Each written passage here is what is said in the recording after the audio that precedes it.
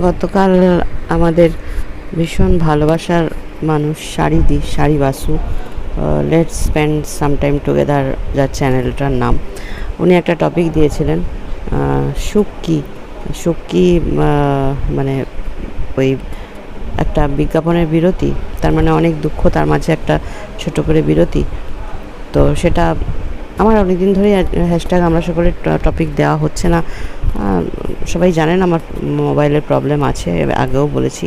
Mobile যখন একদম ভর্তি হয়ে যায় তখন আর আমি ভিডিও করতে পারি না, তার ফলে আমি আটকে যাই, তার ফলে আমি ইররেগুলার আমাদের এই আমরা সকলে হ্যাশট্যাগ আমরা সকলের মধ্যে। তো খারাপ লাগলেও কিছু করার নেই। আমার মোবাইল যতদিন না চেঞ্জ করতে পারছি ততদিন এটা হবেই। আর আমার ফটো তোলার নেশা, ভীষণ ফটো তুলে ভরিয়ে ফেলি। এই করতে করতে আর কি অনেক টপিক বাদ পড়ে যায়, সেটা ইচ্ছাকৃত তা নয়। তো যাই হোক, কালকে টপিকটা ছিল। তো অ্যাকচুয়ালি প্রকৃত সুখ বলতে যেটাকে বোঝায় সেটাই তো আমরা বুঝি না। প্রকৃত সুখ কোনো বাইরের আউটওয়ার্ড কোনো জিনিস থেকে আসে না। ওই শপিং করা, সিনেমা দেখা, বেড়াতে যাওয়া, লং ড্রাইভ যাওয়া, হৈ হৈ করা, আড্ডা মারা, কিটি পার্টি, কোনোটা থেকেই সুখ আসে না। ওগুলো সব সাময়িক সুখ, সাময়িক ভালো লাগা। ওটা যেই ফুরিয়ে গেল, যেই বাড়ি চলে এলাম, ব্যাস সুখটাও ফুরিয়ে গেল, আবার নতুন কিছুর সন্ধান। অ্যাকচুয়ালি সুখটা আসে নিজের ভেতর থেকে। আর সেই নিজের ভেতর থেকে আসা মানে হচ্ছে নিজের মনের কন্ট্রোল। নিজের মনের কন্ট্রোল কি আমরা করতে পারি?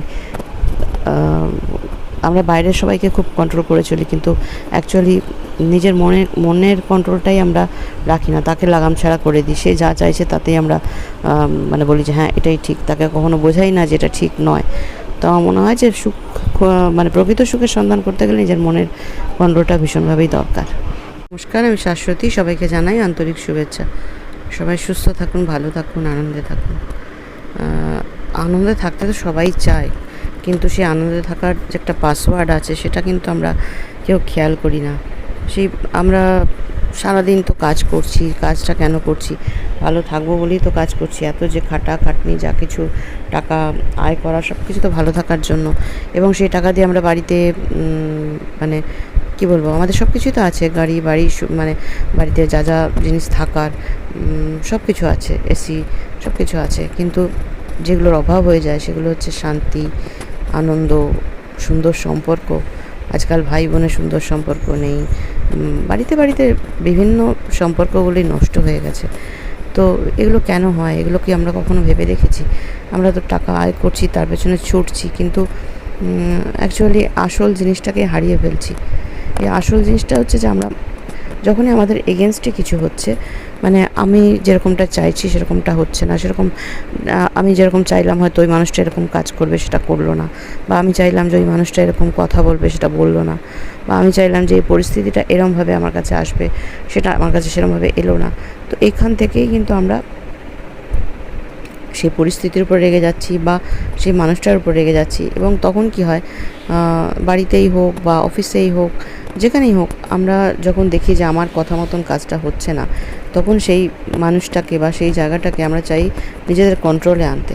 নিজেদের কন্ট্রোলে এনে সবসময়, অনেক সময় হচ্ছে মুখ খারাপ করে, বাজেভাবে ট্যাকটিক্স করে, কোনো কিছু করে সেই কাজটাকে আমরা উদ্ধার করতে চাই। কারণ ভালোভাবে করতে গেলে, সৎ পথে করতে গেলে সেটা চট করে হয় না, অনেকটা সময় লেগে যায়।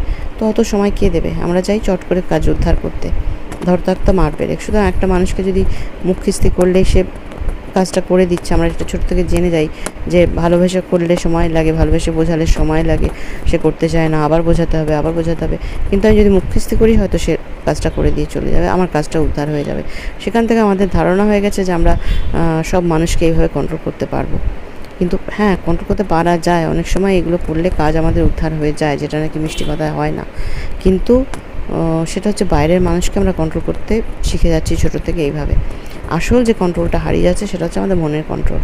আমরা কখনোই কোনো পরিস্থিতিতে যদি আমাদের বাইরে যায়, সেটা আমাদের মানে এক্সপেকটেশনের বাইরে যায়, আমরা যেরকমভাবে ভেবেছি আমাদের থটের বাইরে যায়, তখনই আমরা কিন্তু নিজের মনকে আর শান্ত রাখতে পারি না। আমরা ওইরকম খুব ইজি যেটা হয়, মানে রেগে যাওয়াটা খুব ইজি, শান্ত থাকাটা, যে কোনো পরিস্থিতিতে শান্ত থাকাটা কিন্তু খুব কঠিন কাজ। সেই কঠিন কাজটা আমরা করতে পারি না। আমরা সেই ইজি কাজটা রেগে গিয়ে, মুখ খারাপ করে, খিস্তি দিয়ে, গালাগালি দিয়ে কাজটাকে হয়তো উদ্ধার করে নিচ্ছি, পরিস্থিতিটাকে হয়তো করে নিচ্ছি। কিন্তু যেটা হারাচ্ছি সেটা হচ্ছে আমাদের মনের উপর কন্ট্রোল। আমরা যদি মনের উপরে কন্ট্রোলটা রাখতে পারি তাহলে কিন্তু কোনো দিনও কোথাও কোনো সম্পর্ক নষ্ট হয় না, কোথাও কোনো অশান্তি ঢোকে না, কোথাও কোনো সুখ মানে নষ্ট হয় না। কিন্তু সেটা আমরা রাখতে পারি না।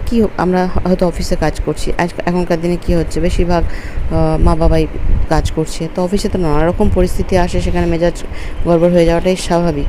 মেজাজ গড়বড় না করে শান্তভাবে অফিস থেকে ফিরে আসা ওই 8-9 ঘন্টা কাজ করার পরে, এটা কিন্তু একটা বড় মানে কি বলবো, বিশাল প্র্যাকটিসের দরকার। অত কিছুর মধ্যে থেকেও আমি যেভাবে গেলাম, আমি যদি সাদা শাড়ি পরে রাস্তায় বেরোই, সেই শাড়িটাতে একটু কাদা না লাগিয়ে সাদা শাড়িটা পরেই বাড়ি ফিরি, তাহলে সেটা যেমন মানে করাটা কঠিন, ঠিক এটাও ঠিক সেরকমই, যে সব রকম পরিস্থিতিতে আমি মেজাজ গরম না করে মেজাজ শান্ত করে বাড়ি ফিরছি। সেটা যদি করতে পারি, সেটা আমরা করতে পারি না। অ্যাকচুয়ালি কী হয়, যখন মেজাজ গরম নিয়ে মা বাবা বাড়ি ফিরছে, বাড়িতে হয়তো বাচ্চা আছে, তারা হয়তো কিছু একটা আবদার করলো, কিছু করলো, তখন মেজাজটা খিচখিচ করে যায়।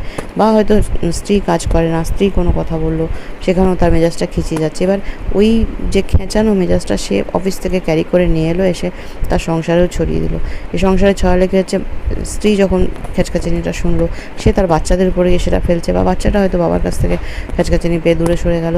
এই যে আজকালকার দিনে পিয়ার প্রেশার, এটা কেন হচ্ছে? কারণ বাড়িতে বাচ্চারা খুব একা হয়ে গেছে। প্রথমত মা বাবা চাকরি করতে যাচ্ছে, তারা কাজে লোকের কাছে মানুষ হচ্ছে, তারা ভীষণভাবে একা হয়ে যাচ্ছে। তারপরে যখন মা বাবা বাড়ি ফিরছে, সেই জিনিসটা পাচ্ছে না, তখন তারা বাইরে থেকে শান্তি খুঁজতে যাচ্ছে। এবার বাইরে যখন বন্ধুরা কোনো প্রেশার দিচ্ছে কোনো কিছু করবার, সেটা হয়তো বুঝতে পারছে যেটা অন্যায়, অন্য অনেক রকম নেশার জিনিস আছে, অনেক জায়গায় যাওয়ার ব্যাপার আছে, এগুলো হয়তো সে বুঝতে পারছে এটা অন্যায়, কিন্তু তার বাড়িতেও কোনো শেল্টার নেই মা বাবার কাছে, মানে মনের শেল্টার নেই। এবার বাইরে বন্ধুদের থেকেও যদি আলাদা হয়ে যায়, সে যদি তাদের কথা না শোনে, তাহলে বন্ধুরাও ওকে দূরে সরিয়ে দেবে। সে একা হয়ে যাওয়ার ভয়ে কিন্তু ওই পিয়ার প্রেশারের মধ্যে পড়ে যাচ্ছে। মনে করছে এটা ঠিক না, কিন্তু তবুও সেখানে যেতে হচ্ছে, তার ফলে মনের উপর একটা প্রেশার পড়ছে। এগুলো কিন্তু এখান থেকে, এর মূলটা কিন্তু ওইখানেই, ওই বাড়িতে অশান্তির বীজটা ঢুকছে ওই নেগেটিভিটি থেকে। অ্যাকচুয়ালি আমাদের মনের উপর কন্ট্রোল যদি থাকতো, কোনো রকম নেগেটিভ আশারই পড়তো না। অফিস থেকে যদি শান্তি মনে বাড়ি ফেরা যায়, মনের উপর কন্ট্রোল নিয়ে, বাড়িতে এসেও যারা আছে তাদের সাথে ভালোভাবে কথা বলা যায়, তাহলে কিন্তু ফ্যামিলি বন্ডিংসটা অনেক ভালো হয়। বা বাইরে যেখানেই যাচ্ছি, যাই করছি, আমাদের মেজাজ যদি ঠিক থাকে, অনেক রকম বিপরীত পরিস্থিতি আসতে পারে, বিপরীত কথা শুনতে পারি, বিপরীত অ্যাক্টিভিটিস দেখতে পারি, কিন্তু সেখানে যদি আমাদের মনের কন্ট্রোল থাকে, তাহলে কিন্তু আমরা সব জায়গাটাকে ম্যানেজ করে নিতে পারবো ঠিকভাবে। এবার এটাই হচ্ছে কিন্তু শান্তিতে থাকার, আনন্দে থাকার মেইন পাসওয়ার্ড, যেটা আমরা করি না। আমরা সব জায়গাটাকে, মানে সেই সংসার থেকে, সমাজ থেকে, রাষ্ট্র থেকে আরম্ভ করে সবাইকে কন্ট্রোল করতে চাইছে, কিন্তু সেখানে কেউ কন্ট্রোল হচ্ছে, কেউ হচ্ছে না। যেখানে হচ্ছে না সেখানে আরও রাগ, হিংসা বেড়ে যাচ্ছে, প্রতিহিংসা বেড়ে যাচ্ছে, ও আমার কথা শুনবে না, দাঁড়াও আমি এটা করবো, এগুলো বেড়ে যাচ্ছে। কিন্তু যাকে আমরা সহজে কন্ট্রোল করতে পারি, যে আমাদের কথা মতনই চলে, তাকে আমরা কন্ট্রোল করি না, সেটা হচ্ছে আমাদের মন।